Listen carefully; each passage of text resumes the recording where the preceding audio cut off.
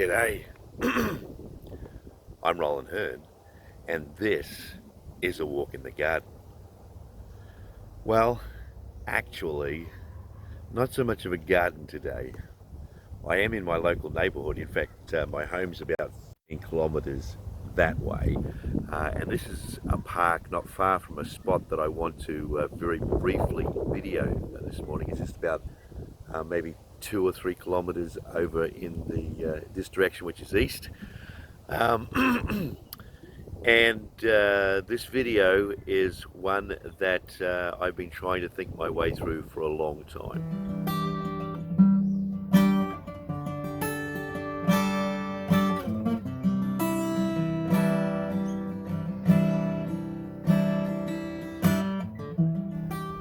You'll probably recall that I said a couple of weeks ago that when I came to the end of this series, I was going to finish it up with a reflection on the shame pieces in my own life story that create the context for everything else that I do in this video, or at least I mean in this video series. That's what I plan to do this week and next week. This is not going to be an easy video to do. One thing, there's a lot of emotion involved in it for me, but the other thing is that because it's so very personal, there's a lot of details that I feel like are important to the story, but probably just expanded out longer than what it needs to be. And so I've got to try and walk this balance where I give the full picture of the story, keep erroneous detail, not erroneous, but details that aren't significant to the story, keep them to a minimum, and try and work through the process to as clearly as I can explain the struggle that has been a foundational struggle in my life. So it was the 28th of September 1982. I don't know if there was a happier time in my life. I had navigated the space of being a teenager and trying to work out my place in the world, and I was 20 years old. I was a probationary constable in the Queensland Police Force. That means I was in training and identified in the police force, but in that process of training, you don't actually have any powers or responsibilities. But I knew that it wouldn't be long, and I would graduate and start my career in the police force. I was dating an incredibly beautiful girl that the story of how we connected is one of those details that are very, very important to me, but not so important to the story. It is sufficient to say that she was incredibly beautiful. She had this amazingly embracing personality, and it seemed to enjoy life and was always inspiring fun and just enjoyment.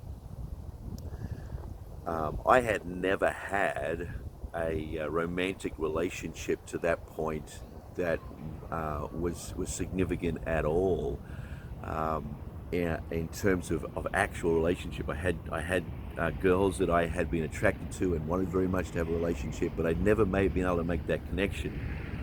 Well, this girl seemed to accept me and accept me into that space, and it was this wild and wonderful time that that deeply affirmed me in my life. And so there I was, probationary constable, career ahead of me, this beautiful girlfriend, and 2 days from the 28th of September, we were going to go together to the opening ceremony of the Commonwealth Games that were being held in Brisbane that year.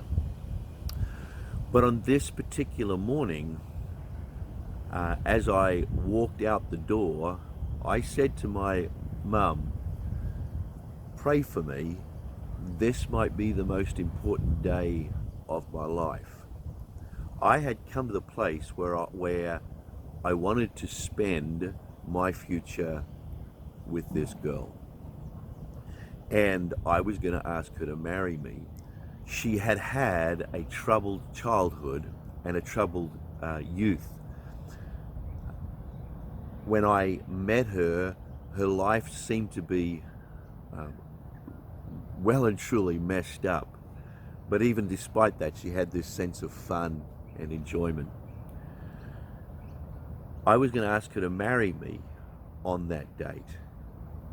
And so I was taking her and her sister and her sister's boyfriend up to the Sunshine Coast, half an hour, 3/4 of an hour up the road, and we were going to have this day together. And on this day, I was going to ask her to marry me. I'm standing now on Highway 1 at a spot that holds the turning point of my entire life. We had come from Brisbane that direction, and we were headed to the Sunshine Coast in that direction. As we came down that hill, we got to about here, and the rear left-hand tire of my car exploded. And about the bottom of the hill down here, after the car had swerved one way and I tried to catch it and it swerved the other way, the car flipped and rolled down that road there to pretty much at the bottom of the gully there. There is now that fence guarding that centre that wasn't there. It was just bare in the middle, but we flipped something like 20 times and then it ended up at the bottom of the hill.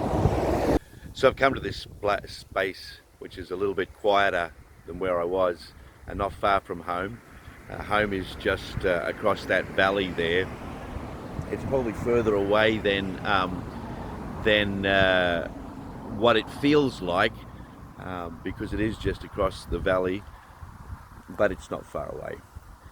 So this is a beautiful view across there up to the Glasshouse Mountains, and a little bit more of a tranquil space to tell the rest of this story. So tragically, after the car had rolled all of those times, my girlfriend and her sister were thrown from the vehicle. Neither of them were wearing seatbelts, and they were both killed. My neck was broken in 2 places.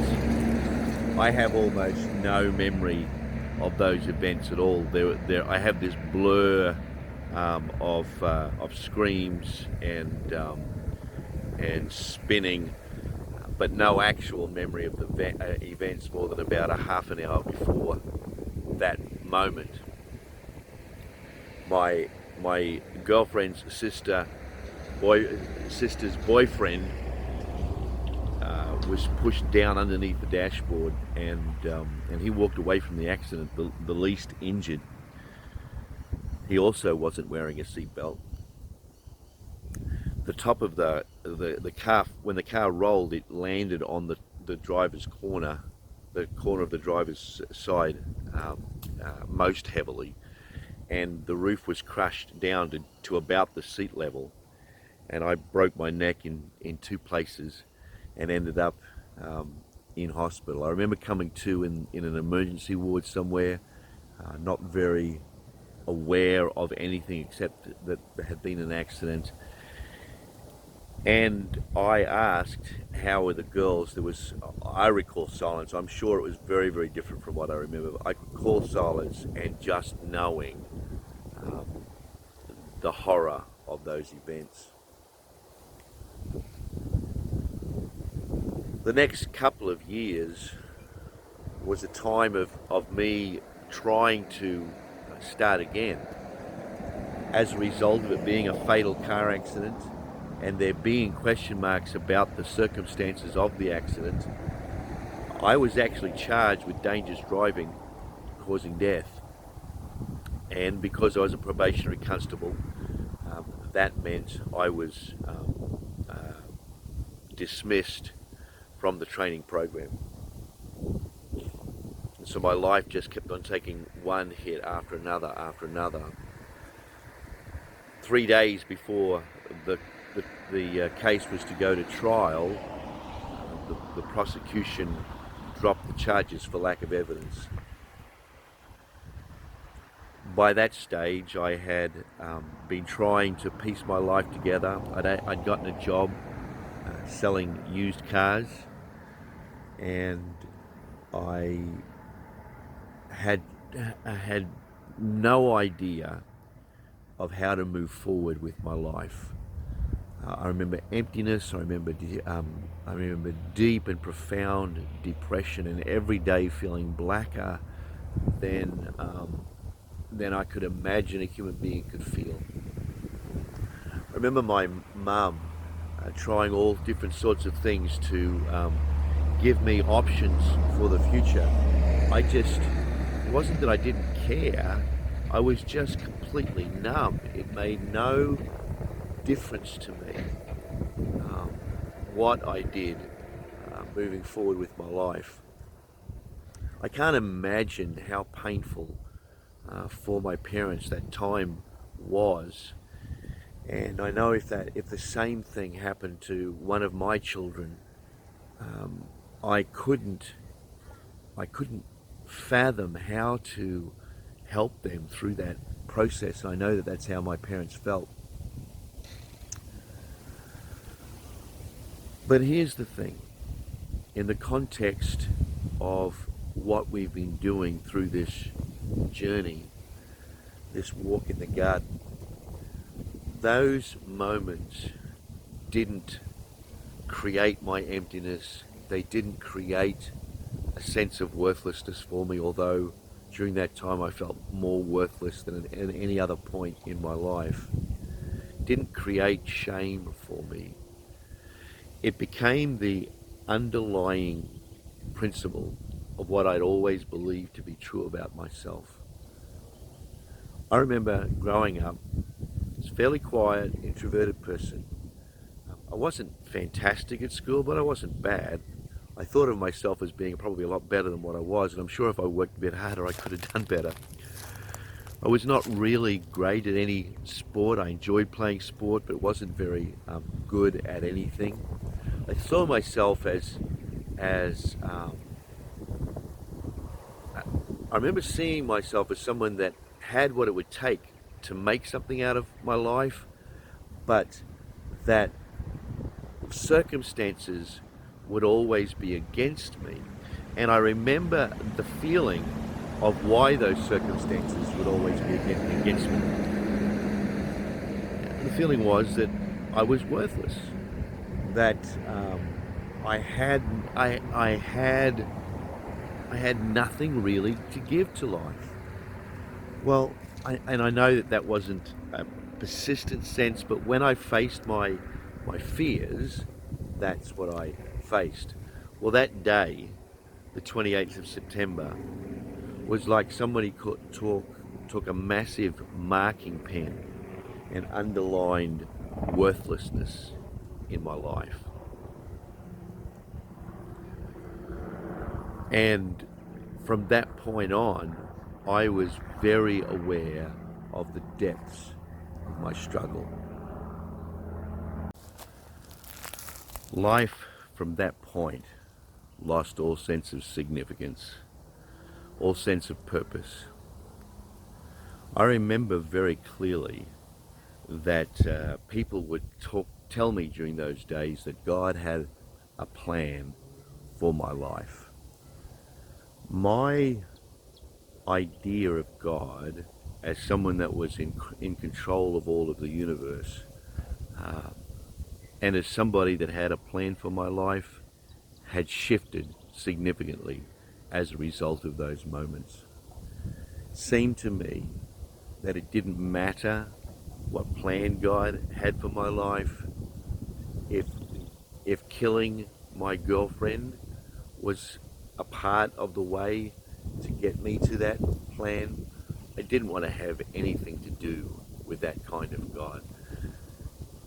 God seemed incredibly arbitrary, incredibly committed to God's own perspective of the universe and a cosmic battle at which at the very best we were pawns.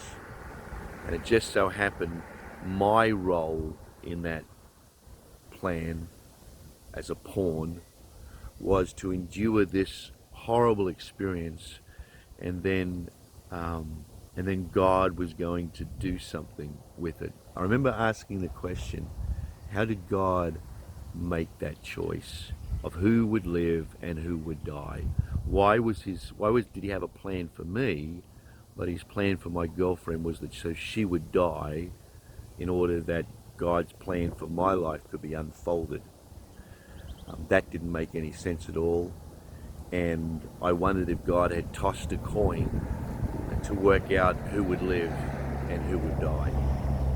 I came face to face with my own personal struggle with evil, and while there's a theological framework in which to address that, that was totally irrelevant to me, because my life was consumed with all of this tragedy and all of this pain and all of this horror.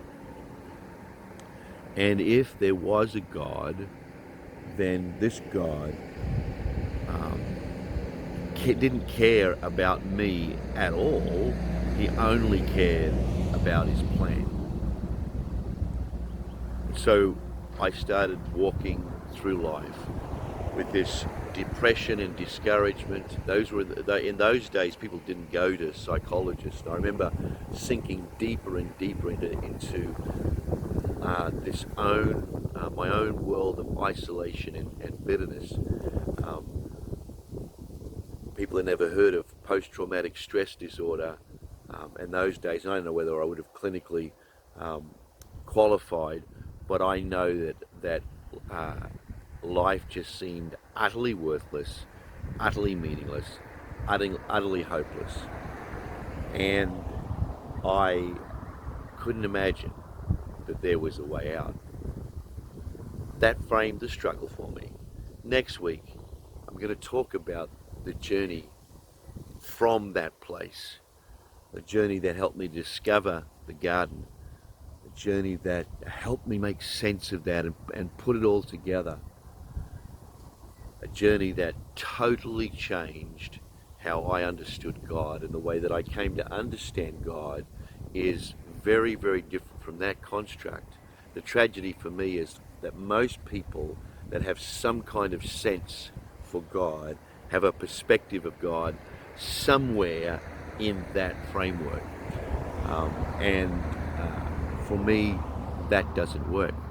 But I want to invite you to come back next week and hear more of my walk in the garden in this journey and see where this has brought me. Until then, you keep walking in your garden, and we'll see you there.